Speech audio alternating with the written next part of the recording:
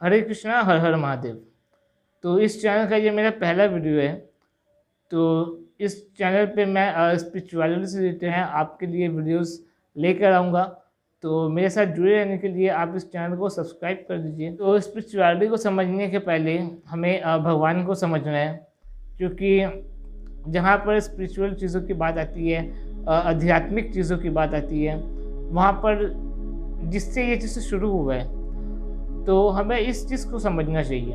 तो बहुत से लोग ऐसे हैं जो भगवान को मानते हैं, जो भगवान को नहीं मानते। एग्जाम्पल के तौर पे अगर हम बात करें, अगर कोई पेड़ हिल रहा है तो हम उस चीज़ को देखकर समझ सकते हैं कि वहाँ पर हवा चल रहा है जिस कारण से वो पेड़ हिल रहा है। लेकिन जिस जगह पर पेड़ नहीं हिल रहा, तो हम उसको देखकर ये नहीं बोल सकते कि वहाँ पे हवा नहीं है। हवा चले या ना चले, उससे हवा का कोई मतलब नहीं है। हवा हर जगह है। तो हवा का जो है एग्जाम्पल मैंने इसलिए दिया क्योंकि बहुत से ऐसे लोग हैं जो भगवान पर बिलीव करते हैं, बहुत से ऐसे लोग हैं जो भगवान पर बिलीव नहीं करते।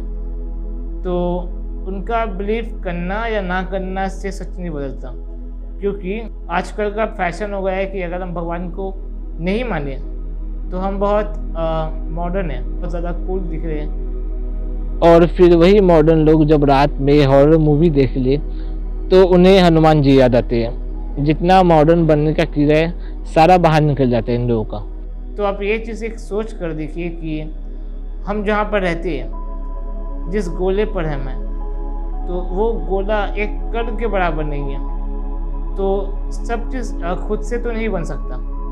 नॉर्मल सा बात है, अगर इतना बड़ा हमारा जो ब्रह्मांड है वो अगर इतना बड़ा है तो उसे जाहिर सा बात है कि उसे बनाने वाला भी कोई होगा। कुछ बना हुआ है, सभी अपने जगह पर सभी सही तरीके से चल रहे हैं, तो उन सब चीज़ों को कंट्रोल करने वाला भी होगा।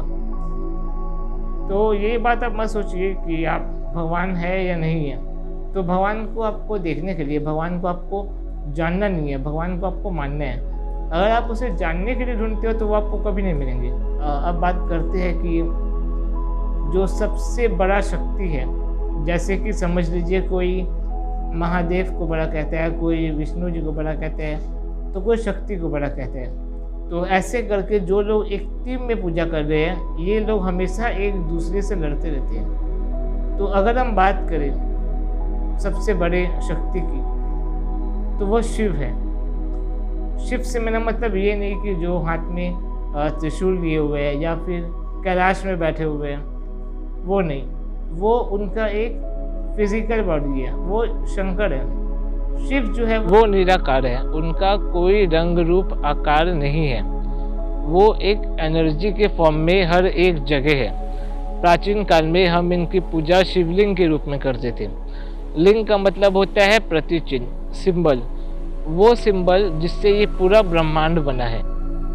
तो अगर हम बात करें भौतिक जगत की, तो वहाँ पे जितना भी कुछ है, जैसे कि हम अपने प्लैनेट्स को देखते हैं या फिर जितने भी हमारे स्टार्स हैं, यहाँ तक कि हम सभी शिव से बने हुए हैं। अगर हम एक जानवर की बात करें तो उनमें भी शिव है। इसलिए जब कोई इंसान मरता है तब उसे हम शव कहते हैं, क्योंकि उसके शरीर से शिव निकल जाते हैं, उसकी आत्मा निकल जाते हैं। तो जैसे कि शिव पुराण में बताया गया है, शिव का दो स्वरूप है, एक साकार और एक निराकार।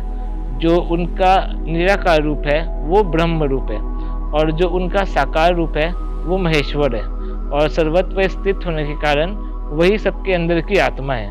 तो शिव जो है वो एक एनर्जी के फॉर्म में हर एक जगह है। हर एक चीज़ को उन्होंने अपने अंदर थामा हुआ है। यहाँ एक फिजिकल बॉडी की बात नहीं हो रही, एक हाथ या शरीर की बात नहीं हो रही है, वो एक एनर्जी के फॉर्म में हर एक जगह पर है। तो अगर हम हमारे भगवान को देखें, जो हमारे त्रिदेव हैं, उसे हम भगवान कह सकते हैं, लेकिन शिव को भगवान कहना काफ़ी नहीं होगा, क्योंकि वो इनसे कई ज़्यादा ऊपर है। वो पर ब्रह्म, परमात्मा, परम ईश्वर है वो।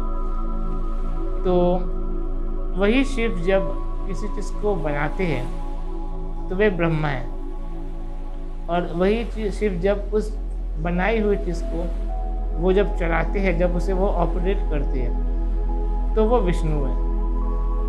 और जब वो चीज़ को वो ख़त्म करते हैं तो वो महादेव है। तो ये बाहरी 3 हैं, लेकिन अंदर पर ये एक है, यानी कि ये सभी का जो आत्मा है, इसके अंदर जो एनर्जी है वो सभी शिव की एनर्जी है। ये सभी शिव का एक रूप है। तो अगर हम महादेव के त्रिशूल की बात करें तो उनका त्रिशूल भी यही रिप्रेजेंट करता है कि ये बाहरी 3 है या उससे ज़्यादा हो सकते हैं, लेकिन जो शिव है वही सबकी आत्मा है, वही ब्रह्मा है, वही विष्णु है, वही महादेव है। तो इस चीज़ को हम और एक तरीके से समझ सकते हैं। जैसे कि अगर हम बात करें त्रेता युग में महादेव ने श्री राम को अपना विराट स्वरूप दिखाया था और श्री कृष्ण ने अर्जुन को द्वापर युग में अपना विराट स्वरूप दिखाया था। तो आप ये समझिए कि उन्होंने अपना आकार को बड़ा कर कर नहीं दिखाया था। उन्होंने अर्जुन को या फिर महादेव ने श्री राम को वो दिव्य दृष्टि दी थी, जिस कारण से वो उस शिव के दर्शन कर पाए थे जो ब्रह्मांड के हर एक जगह पे, हर एक कण में है। वही शिव उसके अंदर भी था, वही शिव कृष्ण भी थे, वही शिव दुर्योधन भी था, पितामह भीष्म भी था। हर एक जगह पर शिव थे। एक जगह पे उन्होंने पूरा ब्रह्मांड को उन्होंने देख लिया था। उन्होंने कैलाश में महादेव को भी देखा, वैकुंठ में विष्णु जी को भी देखा और ब्रह्मलोक में उन्होंने ब्रह्मा को भी देखा। तो ऐसे करके उन्होंने शिव का दर्शन किया था। उन्होंने अपना आकार बढ़ा करके उसे नहीं दिखाया था। लेकिन अगर हम अभी की बात करें, अभी हम आर्टिस्ट क्या करते हैं, उस चीज़ को बनाने के लिए हम एक बड़ा सा शरीर बना के उसमें हज़ारों सर, हज़ारों हाथ ऐड कर देते हैं। लेकिन आप इससे भी समझ सकते हैं कि सिर जो है वो बहुत सारे हैं, हाथ भी बहुत सारे हैं, लेकिन सबका शरीर जो है वो एक है। यानी कि उसकी जो आत्मा है वो एक है, जो शिव है। तो क्योंकि सिर जो है वो बहुत सारे हैं, तो सिर बहुत सारे होने के कारण सबका सोच अलग है। सबका सोच अलग है तो सबका काम करने का भी तरीका अलग है। तो ये सब अपने जगह पे सभी अलग अलग काम कर रहे हैं, लेकिन एक जगह पर जाकर ये सभी एक है। तो अगर आप ये कर रहे हैं कि आप एक भगवान की पूजा कर रहे हैं और दूसरे को वैसा रिस्पेक्ट नहीं दे रहे और दूसरे को ज़्यादा रिस्पेक्ट दे रहे हैं, तो आप एक तरीक़ा से उनका सर उनके शरीर से अलग करने का काम कर रहे हैं। तो ये आप मत करिए। जो है सब एक है, एक बराबर है, सबका एक जैसा रिस्पेक्ट करिए।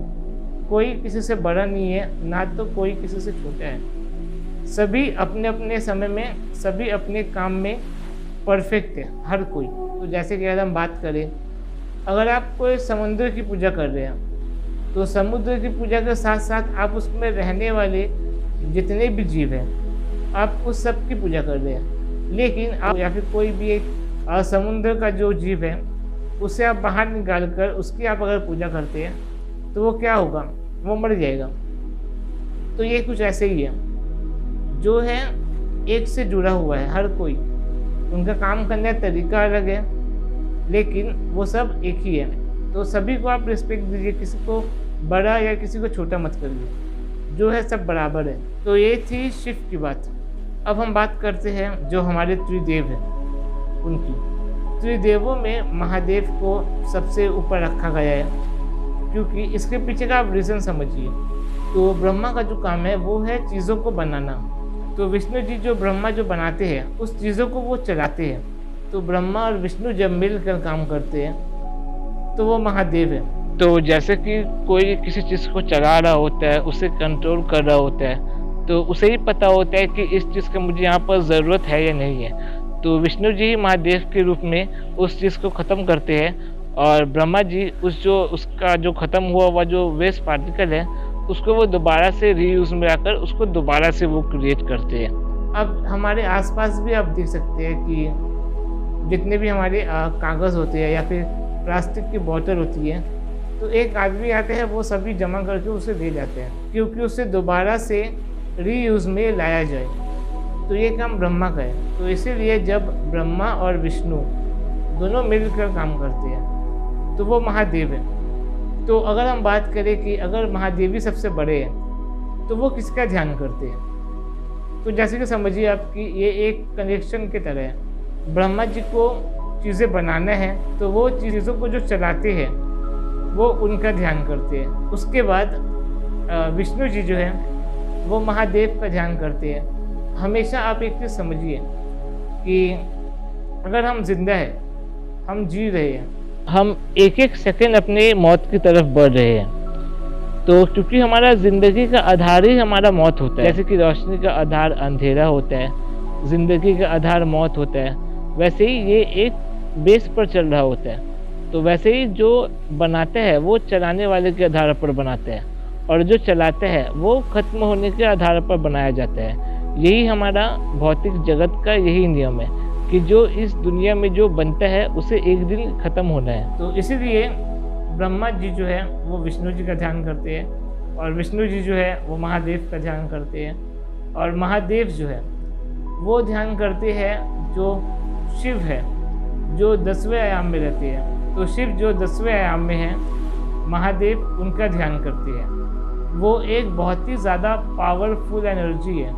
तो महादेव उस एनर्जी का संतुलन बनाए रखने के लिए वो ध्यान करते हैं। तो विष्णु जी ने जब ये भौतिक जगत जब बनाया उन्होंने, तो ये सभी उन्होंने अपनी माया से बनाया है। तो यहाँ पर जो भी रहता है उसे उनका माया का सामना करना पड़ता है। तो विष्णु जी के जो 3 रूप होते हैं, एक होता है महाविष्णु, दूसरा होता है गर्भोत्कचाय विष्णु, और तीसरा होता है कशिरोत्कचाय विष्णु। तो महाविष्णु जो है 6ठे आयाम में वो ऊर्जा का निर्माण करते हैं, और जो गर्भोत्कचाय विष्णु है वो जो है उनके नाभि कमल से ब्रह्मा जी निकले थे। तो वो जितने भी हमारे मटेरियलिज्म वर्ल्ड है, जो मल्टीवर्स जिसको हम कहते हैं, वो सभी उनसे निकला है, और उस मटेरियलिज्म वर्ल्ड के अंदर जो अपना काम कर रही है। जैसे कि समझ लीजिए जो तो सभी चीज़ों में जो एक बैलेंस बना हुआ है, हमारे सोलर सिस्टम में जितनी भी चीज़ें अपनी जगह पर सही तरीके से चल रही है। हर दिन कोई मरता है तो कोई जन्म लेता है, तो यही काम है कशिरोत्कचाय विष्णु का।